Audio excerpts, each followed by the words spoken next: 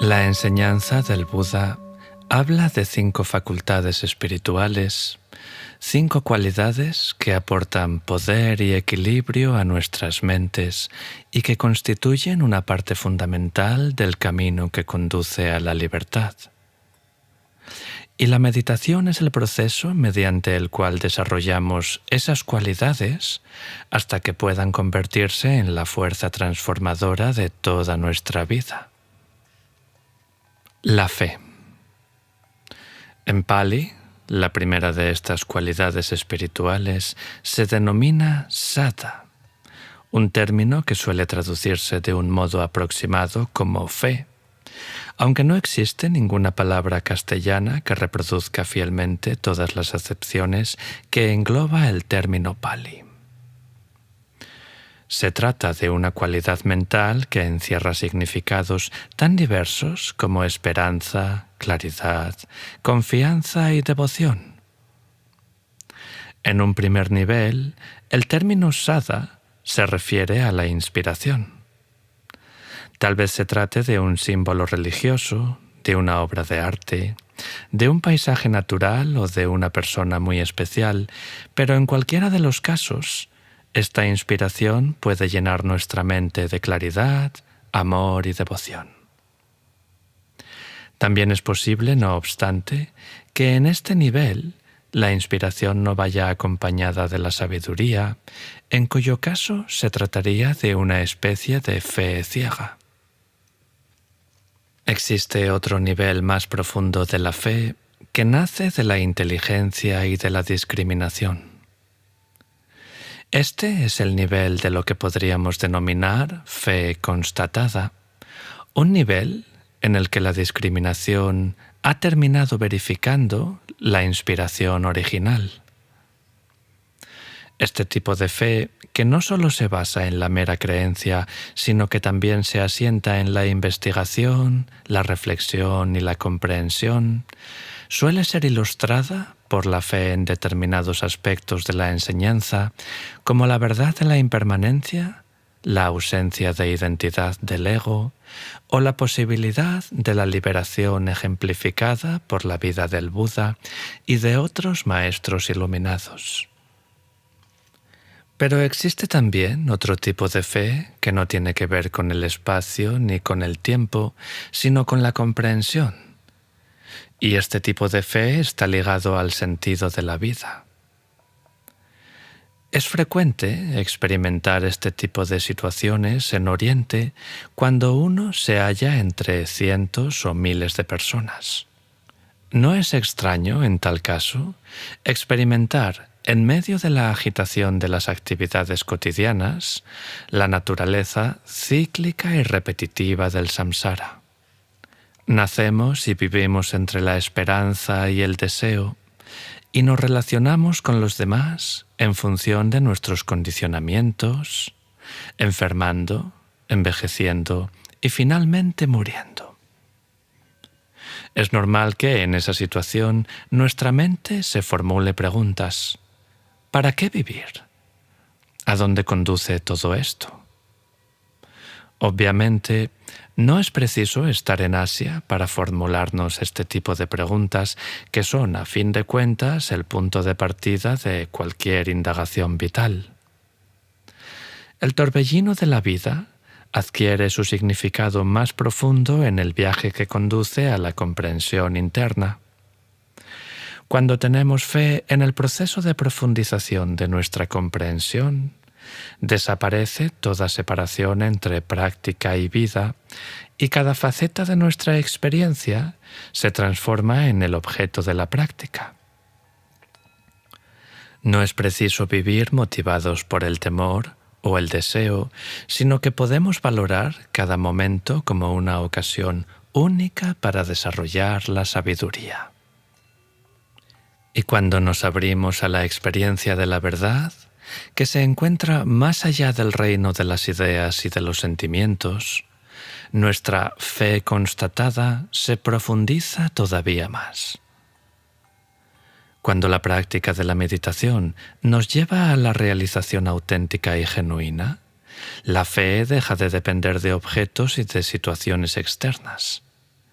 entonces experimentamos el poder de una fe inconmovible, una fe que no solo depende de nuestro corazón y de nuestro intelecto, sino que brota de los niveles más profundos de la sabiduría intuitiva. Esta confianza profunda suele ser simbolizada como una piedra preciosa mágica, una joya que tiene el poder de purificar el agua en la que se sumerge hasta que todas las impurezas se depositan en el fondo. Este es precisamente el efecto que tiene la fe en nuestra mente. Sosegar la agitación y clarificar nuestras dudas creando un entorno mental de inspiración, confianza y pureza. Pero para profundizar nuestra fe, es necesario aprender a permanecer abiertos y conectados a cada momento. ¿Y por qué nos resulta esto tan difícil de hacer? ¿Qué es lo que le ha ocurrido a nuestra joya mágica? Una de las formas en las que nos cerramos a la simplicidad e inmediatez del momento presente es el hecho de estar siempre atados a las experiencias pasadas o proyectados hacia el futuro. Si se trató de una experiencia placentera, intentaremos repetirla, y en el caso de que haya sido desagradable, trataremos de impedir que vuelva a reproducirse. Pero en cualquiera de estos dos casos no estaremos atentos a lo que suceda en el momento presente, sino que nos mantendremos en continua lucha con el pasado y con el futuro.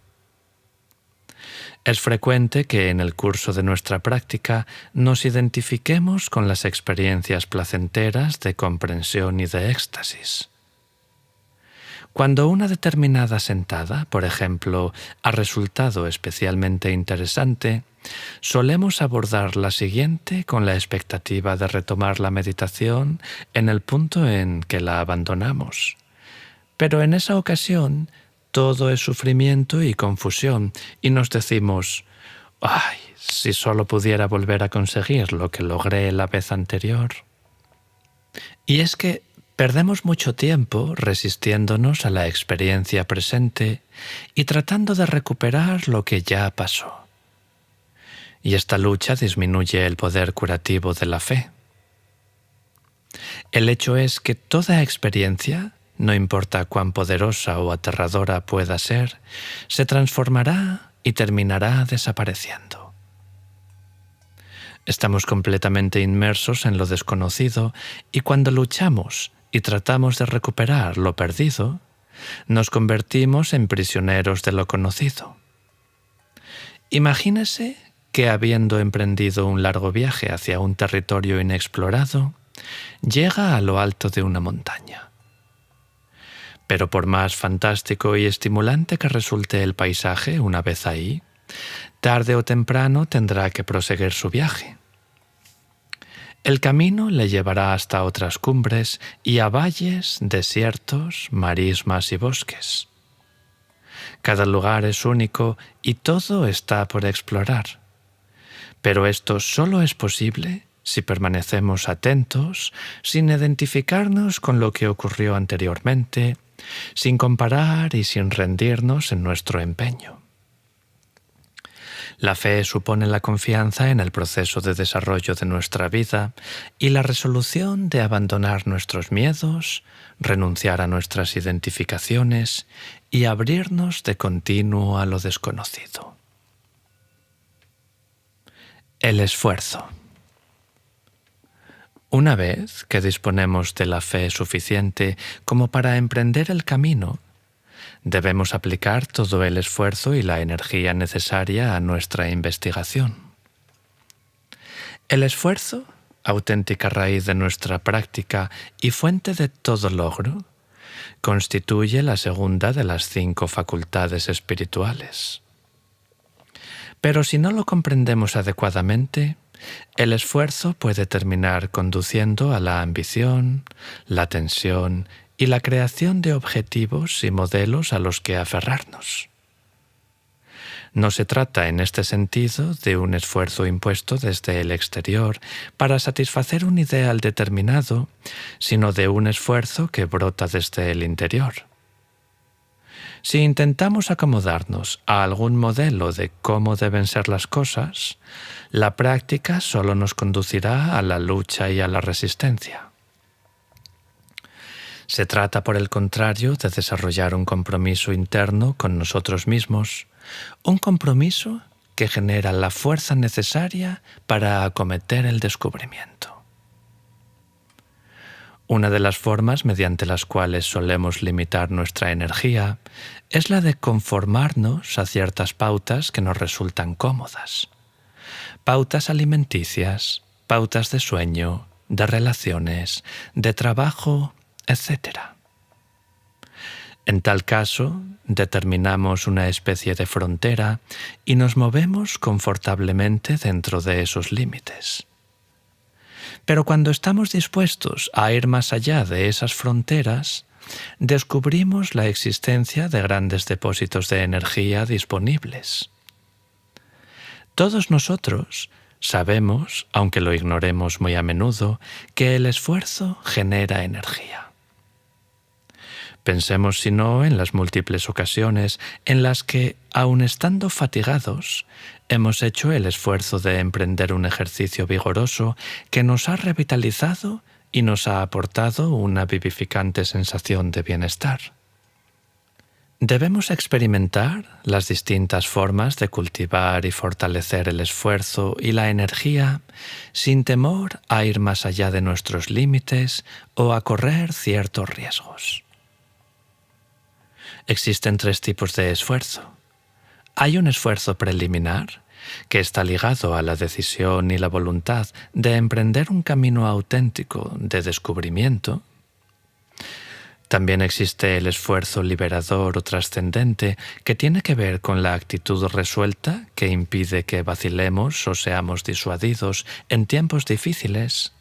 Y también existe el esfuerzo progresivo o desarrollado, un tipo de esfuerzo que no decrece ni se estanca, sino que termina conduciéndonos a la liberación.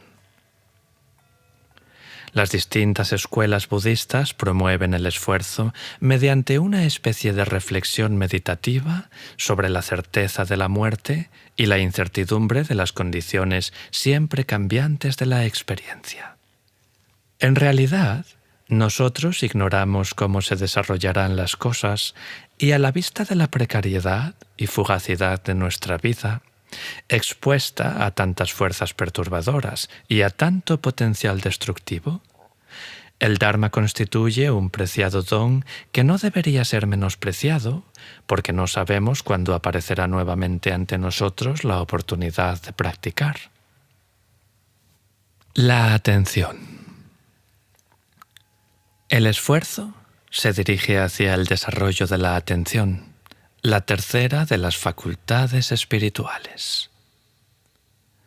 Debemos comprender que esta facultad constituye un estado de plenitud mental carente de barreras que incluye y abarca toda nuestra experiencia. No existe nada fuera del campo de nuestra conciencia, de modo que hagamos lo que hagamos y seamos quienes seamos, siempre es posible despertar esta cualidad de nuestra conciencia. El Satipatthana Sutta, un discurso dado por el Buda, describe 4 campos o áreas fundamentales de la atención. El primero de ellos es la atención al cuerpo, lo cual supone tomar conciencia de nuestra postura física, tanto cuando estamos de pie como cuando caminamos, paseamos, estamos sentados, acostados o en movimiento, girando, extendiéndonos o flexionándonos.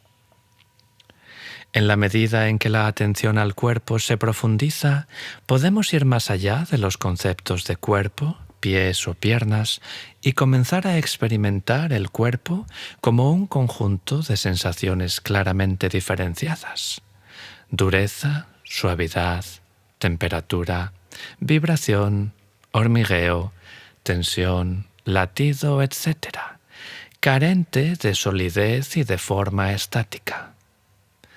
De este modo, el hecho de prestar atención al cuerpo nos permite desarrollar el poder de una observación clara y sin obstrucciones. Este primer fundamento de la atención plena es particularmente adecuado para el desarrollo de una atención profunda y arraigada en nuestras actividades cotidianas. El cuerpo permanece siempre a mano como un objeto claro de conciencia. Cuando paseamos por la calle, ¿estamos atentos a las sensaciones de nuestro movimiento o nos perdemos entre pensamientos que giran en torno al pasado y el futuro?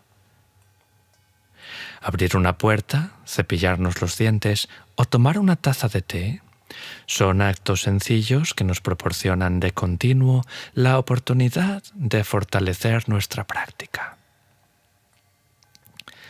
El segundo campo de la atención plena consiste en tomar conciencia de los sentimientos. No nos estamos refiriendo aquí a las emociones, sino a la cualidad de agrado, desagrado o neutralidad que acompaña a cada momento de la experiencia. La conciencia de estos sentimientos es muy importante porque condiciona nuestras respuestas de identificación, rechazo e ignorancia. El hecho es que cuando algo nos resulta placentero, queremos apresarlo. Cuando algo nos resulta desagradable, lo rechazamos, y cuando no es placentero ni desagradable, solemos olvidarnos de ello y nuestra mente se pierde y comienza a divagar. Si cultivamos este segundo fundamento de la atención plena, podremos llegar a tomar conciencia del gusto o disgusto que acompaña a las diferentes experiencias sin reaccionar automáticamente, porque entonces podremos darnos cuenta de todo aquello que fomenta el equilibrio y la ecuanimidad. Es así que la conciencia de nuestros sentimientos nos proporciona una clave para recuperar nuestra mente una vez que ha quedado atrapada en un estado reactivo. Supongamos que la mente se halle perdida en un estado placentero, atrapada por intensas y poderosas imágenes. Si en tal caso, además de darnos cuenta de las sensaciones corporales y de las imágenes que se hallan presentes, podemos tomar conciencia claramente de los sentimientos que acompañan a esas sensaciones o a esas imágenes, también podremos percatarnos del sentimiento de atracción que atrapa a nuestra mente y determina nuestra identificación. Cuando prestamos una atención minuciosa y tomamos nota de este aspecto del placer, nuestra mente se desidentifica del objeto, deja de aferrarse a él y se torna consciente del sentimiento placentero como un objeto más de observación. Cuando comprendamos que el deseo se haya condicionado por un sentimiento, podremos advertir que bajo la superficie de la mente errabunda existe un lugar en el que es posible elegir. Así pues, en aquellas situaciones en las que nos encontremos atrapados en reacciones de fuerte identificación o rechazo, el segundo fundamento de la atención plena puede convertirse en una poderosa herramienta de investigación que aumente nuestra libertad. El tercer campo de la atención plena es la conciencia de la mente y la conciencia de los estados mentales, es decir, la toma de conciencia de la forma en que nuestra mente está teñida por diferentes emociones: amor, alegría, enojo, odio, interés, aburrimiento, etc. El equilibrio meditativo nos permite experimentar todos estos estados sin perdernos ni revolcarnos, sin embargo, en ellos. Las emociones, como cualquier otra faceta de nuestra experiencia, no son nuestro yo, sino una parte del flujo cambiante de los fenómenos. Cuando existe una fuerte emoción presente, suele ser de utilidad comenzar prestando atención al primero de los dos campos de la atención plena. Es decir, tomar plena conciencia de las sensaciones corporales concretas asociadas a la emoción y tomar también conciencia de si el sentimiento es placentero o desagradable.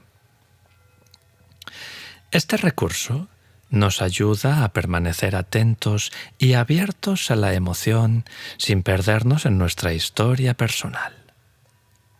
Desde el punto de vista de la meditación, estamos más interesados en descubrir la naturaleza del enojo o de la alegría, por ejemplo, que en el análisis de sus contenidos concretos. De este modo llegamos a una comprensión profunda de la naturaleza de la mente, que trasciende nuestra historia personal. El cuarto fundamento de la atención consiste en la atención al Dharma, la conciencia de las funciones de los diversos estados mentales. Es así como llegamos a descubrir que el deseo constituye un obstáculo y que la fe opera como una especie de aliado espiritual. En la medida en que desarrollamos este tipo de atención, también nos tornamos conscientes de ciertas leyes y relaciones básicas, como las 4 nobles verdades, el óctuple noble sendero y las relaciones existentes entre las bases sensoriales y los objetos sensoriales. Este tipo de atención también profundiza nuestro autoconocimiento y el esfuerzo de permanecer atentos, instante tras instante, nos proporciona la sabiduría de la vida e infunde fe a nuestra comprensión. La principal cualidad de la atención plena no tiene nada que ver con la superficialidad, sino que es penetrante y profunda. Cuando arrojamos un corcho a una corriente de agua, el corcho flotará en la superficie, mientras que si arrojamos una piedra, se hundirá de inmediato, ¿verdad? De la misma manera, cuando somos conscientes de un objeto, nuestra conciencia penetrará profundamente en él. En la medida en que nuestra atención esté presente, el objeto de atención permanecerá claramente ante nosotros sin distraernos ni descorazonarnos. La mente debe permanecer frente al objeto, dirigida, focalizada, profunda y sensible. La atención plena, por último, también constituye una forma de protección que nos preserva de la fuerza de los hábitos condicionados por el apego, el rechazo y el olvido que generan el dolor y el sufrimiento de nuestra vida. La concentración. La concentración es la cuarta facultad de la mente, una facultad que fortalece e intensifica nuestra práctica. Existen muchos modos de aproximarse al cultivo de la concentración. En el contexto del vipassana, la concentración consiste en la estabilización de la atención en el constante flujo de los objetos. Aun cuando prestemos atención a la respiración, podemos experimentar las sensaciones continuamente cambiantes del flujo del aire, rozando las ventanas de nuestra nariz o las diferentes sensaciones que acompañan al movimiento del abdomen. La clave para desarrollar la concentración consiste en la perseverancia en la atención plena. El método primitivo de producir fuego frotando 2 palos ilustra perfectamente esta faceta de la atención. Si frotamos los palos durante unos minutos y poco a poco nos cansamos y abandonamos para emprender nuevamente nuestra tarea al cabo de un rato, hasta que nuevamente nos distraemos y nos detenemos para proseguir otra vez hasta perdernos dándole vueltas a cualquier cosa, no podremos acumular el calor necesario para conseguir ni una sola chispa. De la misma manera, si solo permanecemos atentos durante un corto periodo de tiempo, saltando de continuo de una cosa a otra, pues tampoco podremos desarrollar una atención profunda. Pero si practicamos el desarrollo de un flujo atencional continuo, los obstáculos quedan de lado y nuestra mente se sosiega y se aclara. En la medida en que la meditación perdura, nuestra mente se estabiliza sin dispersarse ni distraerse y la concentración termina fortaleciéndose. Si estamos dispuestos a hacer el esfuerzo necesario para perseverar en nuestra práctica, disfrutaremos naturalmente del poder, de la profundidad y de la totalidad que acompañan a una concentración profunda. Cuando nuestra mente no está dispersa, existe una sensación de plenitud y de no fragmentación que aporta una felicidad completamente diferente del placer que experimentamos convencionalmente. Hay ocasiones, en el curso de la práctica, en las que nos sentimos perezosos y poco inspirados, lo cual puede oponerse a nuestra idea de estabilidad mental y puede llevarnos a pensar, bueno, a la vista de lo que ocurre, no valdrá la pena ni siquiera intentarlo. ¿Verdad que nos pasa esto a menudo? Pero en tal caso, en lugar de renunciar, convendría prestar atención a esa sensación en nuestra mente y en nuestro cuerpo.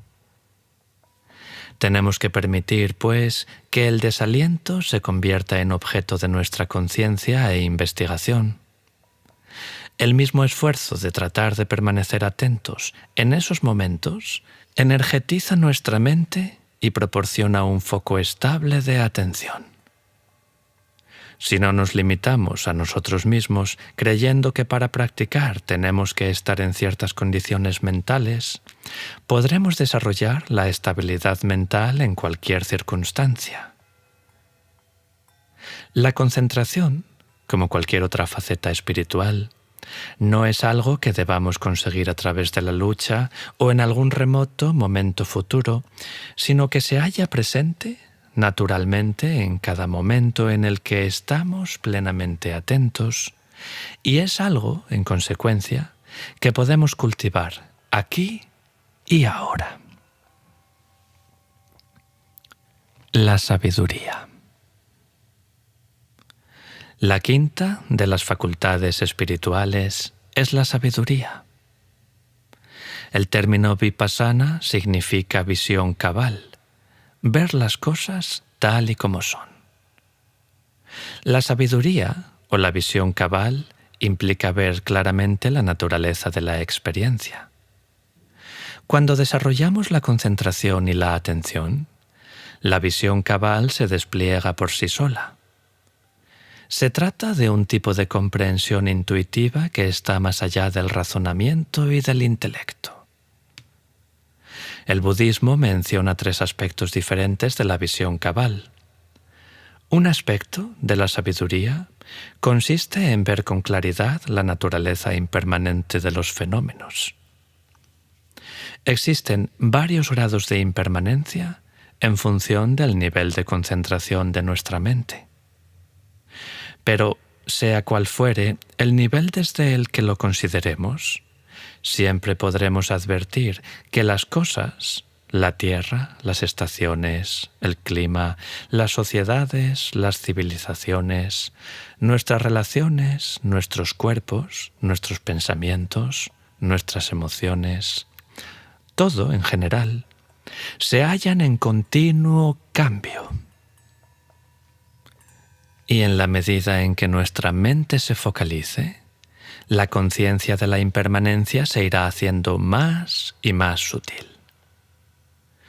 Cuando la concentración y la atención son lo suficientemente intensas, cosa que ocurre, por ejemplo, en el caso de los periodos intensivos de meditación, la conciencia de la impermanencia llega a ser tan precisa que el proceso de la mente y del cuerpo se experimenta como una pulsación energética continua en la que cada uno de los elementos de la experiencia aparece en un instante y se desvanece al instante siguiente.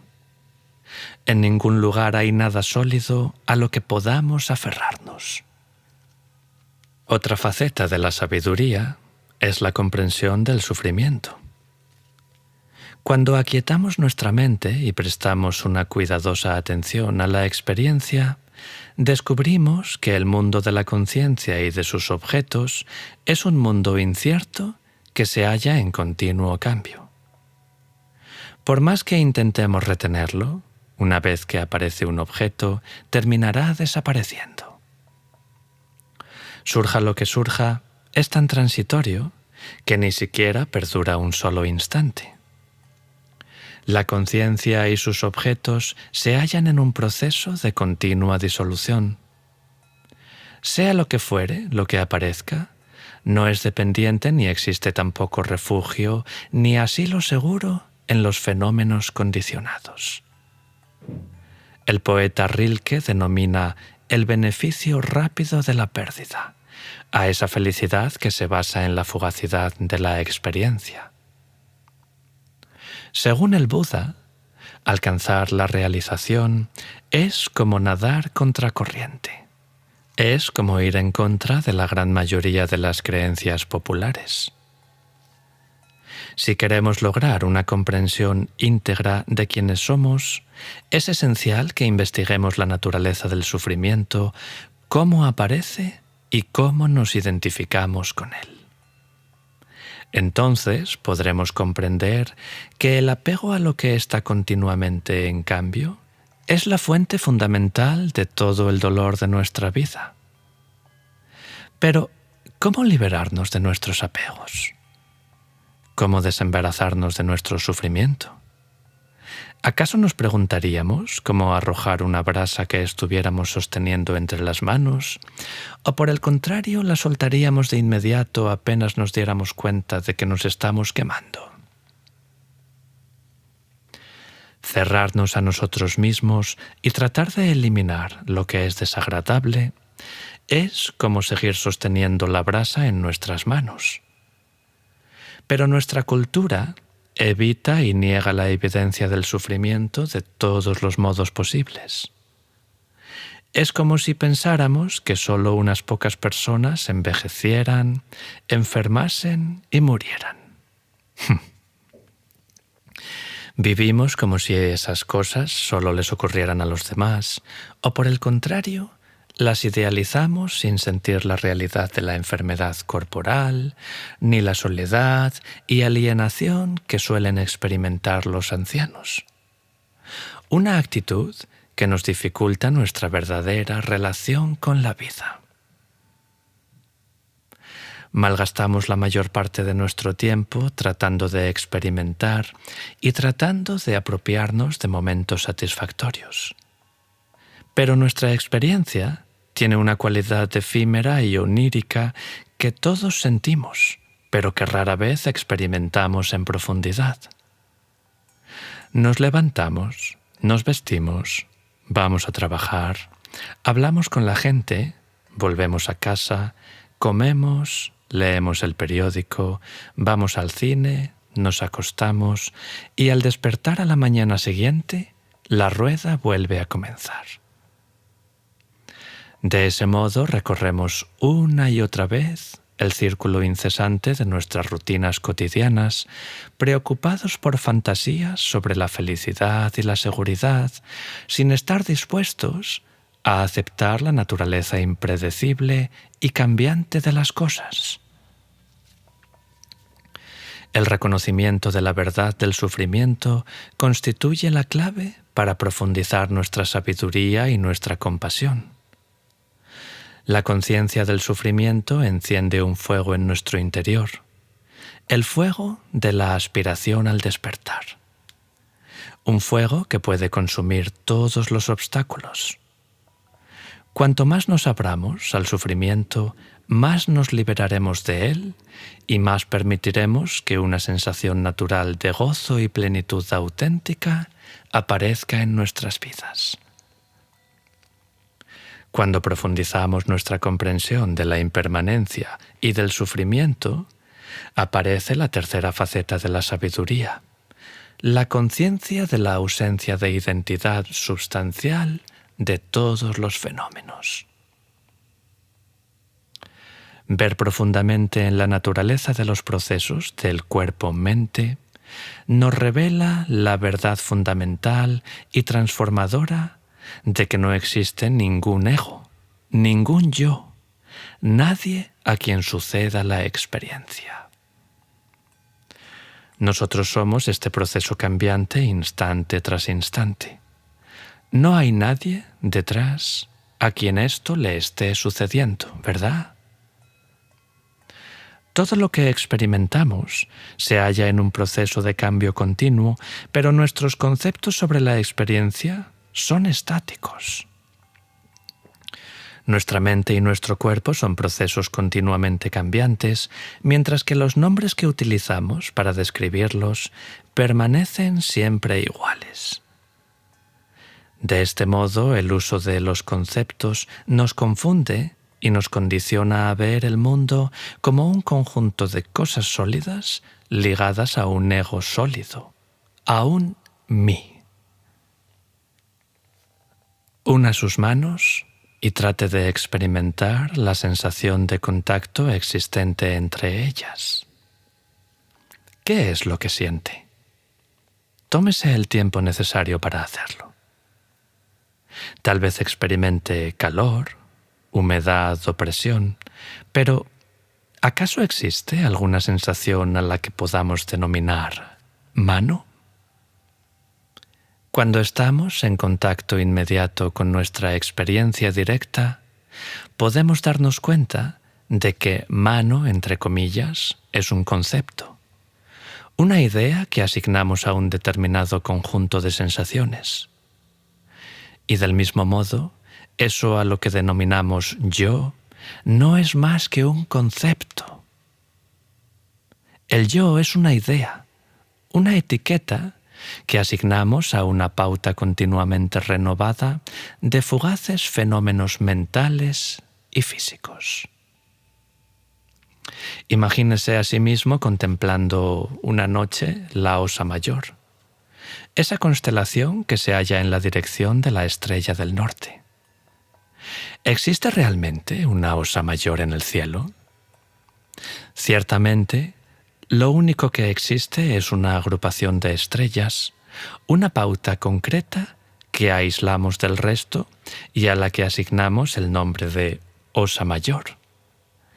Pero lo cierto es que aparte del nombre, no existe ninguna Osa Mayor, sino tan solo el parpadeo de las luces en la inmensidad del firmamento. Y lo mismo ocurre con el yo. Una mera constelación de imágenes, de sonidos, de olores, de sabores, de sensaciones corporales y de acontecimientos mentales que están cambiando de continuo. Y todos esos fenómenos configuran una pauta a la que denominamos yo, pero del mismo modo que ocurre con la Osa Mayor, el yo no es más que un concepto, un término convencional de comunicación. ¿Nos damos cuenta de esto? Salga a la calle y mire al cielo, por ejemplo. Entonces advertirá que estamos tan condicionados por nuestros conceptos que nos resulta muy difícil no ver la Osa Mayor. Y por el mismo motivo nos resulta también muy difícil renunciar al concepto de yo, ¿verdad? La sensación del yo está tan condicionada en nuestra mente y nuestra identificación con ella es tan esencial y sutil que su influencia impregna toda nuestra vida. La identificación con el concepto del yo nos lleva a tratar de gratificarlo con los placeres o a protegerlo de continuo. Es por ello que toda nuestra experiencia, nuestros pensamientos, nuestros sentimientos, nuestro cuerpo y nuestro trabajo están ligados al yo. Pero en la medida en que experimentamos el momento presente, esta falsa sensación de solidez e identidad comenzará a disolverse. Y con esa disolución desaparecerán también las obligaciones que suelen acompañarle. La continua lucha para mantener, proteger y defender la ficción del yo. El desarrollo de la sabiduría madura también nuestra fe, porque nos permite experimentar por nosotros mismos la verdadera naturaleza de nuestro cuerpo, de nuestra mente y de nuestra vida en general. El camino de la atención plena y de la comprensión de nuestra verdadera naturaleza constituye un viaje que abarca todas las facetas de nuestro ser. Y ese viaje comienza siempre aquí, en la inmediatez del instante presente. No es preciso luchar o estar en conflicto con lo que ocurre, porque cuando prestamos una atención decidida y abierta a nuestra experiencia, instante tras instante, la naturaleza de la realidad se revelará por sí misma. Es así como la comprensión del Dharma se despliega siguiendo sus propias leyes, al igual que se abren las flores cuando llega la primavera. Las 5 facultades espirituales, la fe, la energía, la atención, la concentración y la sabiduría, son nuestros mejores aliados en el viaje hacia la comprensión. Aliados que resultan mucho más poderosos cuanto más equilibrados se hallen. En este sentido, la fe debe estar equilibrada con la sabiduría, porque de otro modo no es más que fe ciega, y la sabiduría separada de la fe por su parte se convierte en superficialidad o hipocresía. Cuando la sabiduría es desproporcionada con respecto a la fe, podemos desarrollar la actitud de conocer algo, de conocerlo incluso profundamente, pero sin llegar, no obstante, a vivirlo. La fe nos compromete con nuestra comprensión. La energía, por su parte, debe estar equilibrada con la concentración, puesto que el esfuerzo proporciona lucidez, claridad y energía a la mente, y la concentración, por su parte, se equilibra con el sosiego y la profundidad. El esfuerzo excesivo nos inquieta y nos dispersa, mientras que el exceso de concentración se asemeja a la torpeza y al sueño. La atención es el factor que equilibra todo eso y, por consiguiente, siempre resulta beneficiosa. Existen otras formas de desarrollar y armonizar estas 5 facultades espirituales. La primera de ellas consiste en reflexionar y recordar que todo lo que aparece termina desvaneciéndose. Cuando aceptamos el flujo continuo de la experiencia, podemos permanecer presentes sin reaccionar. La segunda forma de desarrollar estas facultades consiste en la práctica atenta y cuidadosa de la meditación en nuestra vida cotidiana. El Dharma es el mayor y más noble de los tesoros, y su práctica, en cualquiera de los niveles, nos enseña a vivir atenta, cuidadosa e impecablemente. Si estamos comprometidos con la realización de la verdad, no tenemos que vivir en un mundo ilusorio. Podemos enfocar nuestra vida como una sensación de emergencia espiritual, con el deseo de comprender este cuerpo y esta mente antes de que se mueran, fortaleciendo la capacidad de estar presentes sin abandonar nuestros objetivos.